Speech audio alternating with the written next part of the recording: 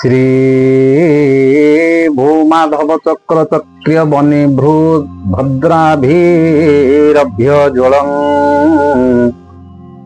श्रीकंठ प्रमुखाड़ामर शिखा जुष्ठांघ्रे पीठोपलम श्रीनीलाचल मौली मंडन महानिलयमानं मह श्री भूमाधरित स्मरं भवतु नः प्रत्युह हेत्युद्यतम् प्रत्युह हेत्युद्यतम्। जय जगन्नाथ। सुस्वागत प्रिय बंधुगण। धारावाहिक क्रमे आज हेउछि पवित्र कार्तिक मासर अष्टादश दिवस। उक्त अष्टादश दिवस रे आपण मानक पवित्र कार्तिक महात्म्यर अष्टादश अध्याय को पाठ कर श्रवण करने मनोनिवेश करिछि। श्रद्धार सहित श्रवण कले समसार्थक हेब। जय जगन्नाथ। शुण राजन चूड़ामणि विष्णु दूतंक वाक्य शुण से विप्रवर धर्मदत्त करी भूमि रे प्रणिपात उठी कपाले कर देई बोइले शुणिमा गोसाई प्राणी सुगति अर्थे विहि षड प्रकार धर्म कही यज्ञादि दान तपतीर्थ तपस्या चंद्रायण व्रत ए विधि धर्म षड गुणे जे करे सात्विक लक्षणे बहुत दिने सिद्ध होई अंते अच्युत पासे जाई तुलसी जल प्राप्ति मात्रे कलमस न रहिबो गात्रे। एक कथा देखिली प्रत्यक्षे कलआ नाम स्त्री मुखे ए बड़ दुर्लभ महिमा तुम्भे सर्वज्ञ पुण्य आत्मा आउ कि देखी अछ कहीं तुलसी घेनी तपदाही संसार जाइछंती तरी तुलसी वृक्ष सेवा करी एक कथा देखी थिले कह मोर संशय मनुदह विप्रवचने विष्णु दूते बोलंती शुण एक चिते तुलसी महिमा जेमंत कहिबा तहिर वृत्तांत पूर्वे जे कांची नरपति नामता चोल चक्रवर्ती विष्णु भक्त पणे राजा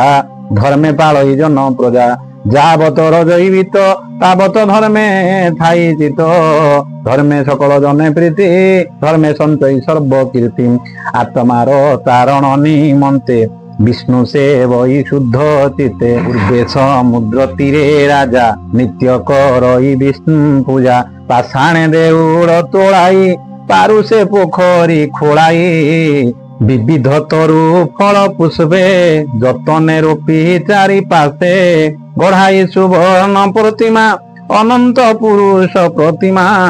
प्रसादे मध्य ताकु थापी आगे पूजई नाम जपी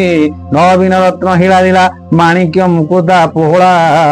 वैदुर्य पद्मराग मणि मरकत रत्न आदि आनी मंडनी करी विष्णु अंगे वस्त्र कुसुम नाना रंगे विविध उपहार बाढ़ी पूजा कर स्तुति पढ़ी गंध चंदन धूप दीप संजोगी श्रीहरि समीप पूजा करई शुद्ध मने आज्ञा मागई प्रतिदिने हे प्रभु परम ईश्वर मोर प्रजा को सुखी कर प्रकाश हुआ सर्वहृदे मम न रहु तुम्भ पादे एमंत बोली आज्ञा मागे जगत जन अनुरागे एमंत केते काल गला दिने एमंत कृत्य हेला नृपति विष्णु पूजा काले एक ब्राह्मण आसी मिले नामता हार विष्णु दास से नगरे तार जे वास दशमी तिथि निशि शेषे विष्णु दर्शन आसे नाहन सारी प्रात काले प्रवेश हेला देव आले हस्ते ता तुलसी मंजरी विशेष पत्र तृण भरी देउल भितरे संभाई मंडिला विष्णु अंगे नहीं तुलसी धरे विष्णु केश ताहांकु होइला अदृश्य ता देखि कृपे नृपबल विद्वंकु करधिकार बोइले धिक तर बुद्धि तु किस जानु पूजा विधि स्वभावे दुखी अकिंचन दरिद्रपणे ज्ञानहीन तोते मिलिब बाकी विष्णु करिबु संतोष देख मोहर पूजा विधि रत्न कांचन सर्व सिद्धि मंडिछि विष्णु कलेबर जेमंत दिशई सुंदर तु आसिबे भ्रांति कलु तुलसी दले उहाड़िलु एणु मो मने महाताप न देखी विष्णु निज रूप तुझे ब्रह्मांड बुद्धि नष्ट केवल वर्ण मध्य श्रेष्ठ तेणु सहिलु तोर दोष आउ बोलिबु अबाकिस राजा वचन विप्र शुणी सधीरे कहु अछि बाणी हे निरूपण करिब कोप मोठारु शुणिबा स्वरूप उत्तम ऋषि वचने मु शुणी अछि पूर्व दिने विष्णु पूजा निमंते द्रव्य बहु विधान दियाइब पृथ्वी तुले पात्र करी ब्रह्मा वचने शक्ति धरी द्रव्य संजीव शुद्ध चिते सात समुद्र जल जेते अर्घ्य निमंते जेते क्षीर मेरु समाने अलंकार शपथ तिथि रत्नमणि मंडिब विष्णु अंगे आनी पारिजातक आदि पुष्पे मलय चंदन सुवासे जगते जेते स्वादु फल पूजारे बाढ़िब सकल षोडश भावे पूजा विधि निगम मंत्र आदि सिद्धि ब्रह्म मुनि को उपदेशे विष्णु को पूजिब हरसे तेणे होइब जेते धर्म तुलसी दले नोहे सम तुलसी कोमल मंजरी बेनी हस्तरे थिब धरी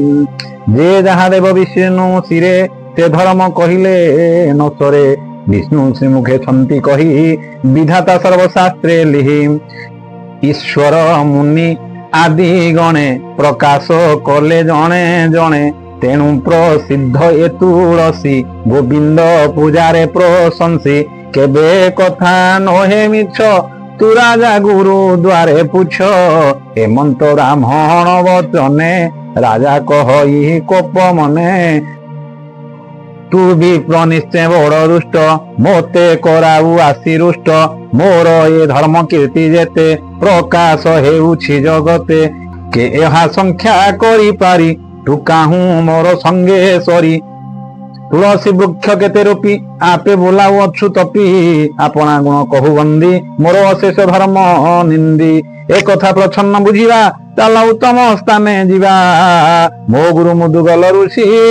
सर्वदा गया तीर्थवासी तांको संगते विप्र गणे अछंती वैष्णव गहणे जाग संपद धर्म बाटे अछंती गया नदी तटे सेठारे धर्म कर्म विधि प्रसन्न हेउछि सिद्धि तांको निकटे चाल जीवा एक कथा तांको पचारिबा हेमंत बोली वीर मणि विप्रकु निज संगे आनी तुलसी सेवा धर्म फल आउ जावत करी ठुल केथे गुरु लघु अबा विप्र गोष्ठी रे पचारिबा से दिन निज पुरे रही प्रभातु गले पथ बाही तृतीय दिन अवशेष मिलिले गदाधर देशे देखिले गया नदी तीरे दक्षिण कूल वन घरे बहुत शिष्य संग तुले यज्ञ करती मुदु गले बहुत संभार भियाई निरते अन्न दान देई विविध वन मनोहर निर्माण धर्मशाला पुर जति वैष्णव वृंद मिले तुलसी बने प्रतिपारी दियई नाना उपहार विष्णु सेवारे तत्पर तुला काकर में समास एकादशी उपवास ए धर्म मान कही मुखे दिन बंचती अति सुखे ता देखी तुल चक्रवर्ती आनंदे चाहि चौकती हे विष्णु दास द्विजवर मने चिंत ही चक्रधर आनंदे यज्ञ स्थान देखी राजा सहित चित्ते सुखी सुमरी गुरु उपदेश कहई महादेव दास सकल लोक चिंत हरि भव सागरु जीव तरी सकल लोक चिंत हरि भव सागरु जीव तरी